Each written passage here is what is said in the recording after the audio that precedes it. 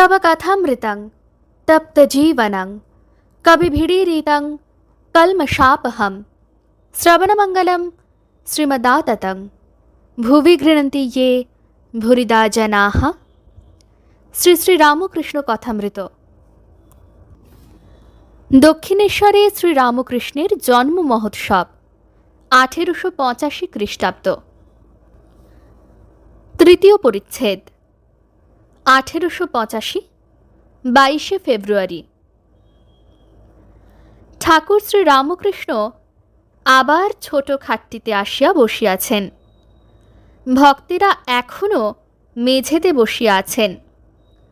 সুরেন্দ্র তাহার কাছে বসিয়া আছেন। ঠাকুর তাহার দিকে সস্নেহে দৃষ্টিপাত করিতেছেন ও কথাচ্ছলে তাহাকে নানা উপদেশ দিতেছেন। শ্রীরামকৃষ্ণ সুরেন্দ্রের প্রতি, মাঝে মাঝে এসো।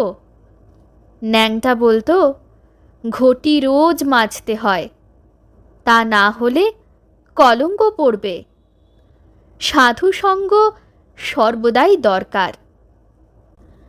সন্ন্যাসীর পক্ষে কামিনী কাঞ্চন ত্যাগ, তোমাদের পক্ষে তা নয়।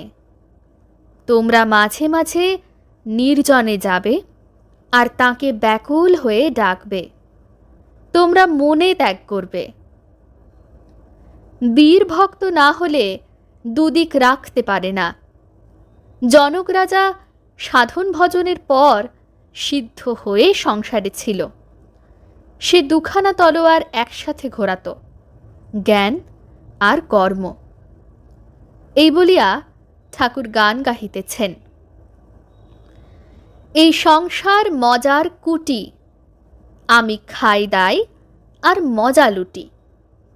জনক রাজা মহা তেজা, তার কিসে ছিল ত্রুটি? সে যে এদিক ওদিক দুদিক রেখে খেয়েছিল দুধের বাটি। তোমাদের পক্ষে চৈতন্যদেব যা বলেছিলেন, জীবে দয়া, ভক্ত সেবা আর নাম সংকীর্তন। তোমায় বলছি কেন? তোমার হৌসের অর্থাৎ হাউস সদাগরের বাড়ির কাজ, আরও অনেক কাজ করতে হয়। তাই বলছি, তুমি আফিসে মিথ্যে কথা কও, তবে তোমার জিনিস খাই কেন? তোমার যে দান ধ্যান আছে, তোমার যা আয় তার চেয়েও বেশি দান করো। 12 হাত কাঁকুড়ের 13 হাত বিচি। কৃপণের জিনিস খায় না, তাদের ধন এই কয় রকমে উড়ে যায়। প্রথম মামলা মোকদ্দমায়, দ্বিতীয় চোর ডাকাতে, তৃতীয় ডাক্তার খরচে, চতুর্থ আবার বদ ছেলেরা সেই সব টাকা উড়িয়ে দেয়। এই সব। তুমি যে দান ধ্যান করো খুব ভালো। যাদের টাকা আছে তাদের দান করা উচিত।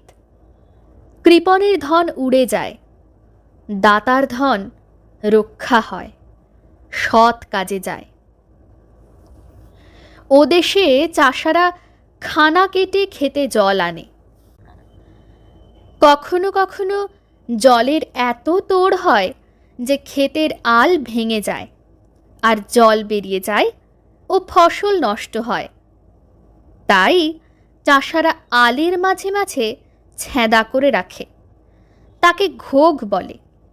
জল ঘোগ দিয়ে একটু একটু বেরিয়ে যায়। তখন জলের তোড়ে আল ভাঙে না আর ক্ষেতের উপর পলি পড়ে। সেই পলিতে ক্ষেত উর্বরা হয় আর খুব ফসল হয়। যে দান ধ্যান করে সে অনেক ফল লাভ করে, চতুর্বর্গ ফল। ভক্তেরা সকলে ঠাকুরের শ্রীমুখ হইতে এই দান ধর্ম কথা এক মনে শুনিতেছেন। সুরেন্দ্র: আমার ধ্যান ভালো হয় না, মাঝে মাঝে মা মা বলি, আর শোবার সময় মা মা বলতে বলতে ঘুমিয়ে পড়ি। শ্রীরামকৃষ্ণ: তাহলেই হলো, স্মরণ মনন তো আছে।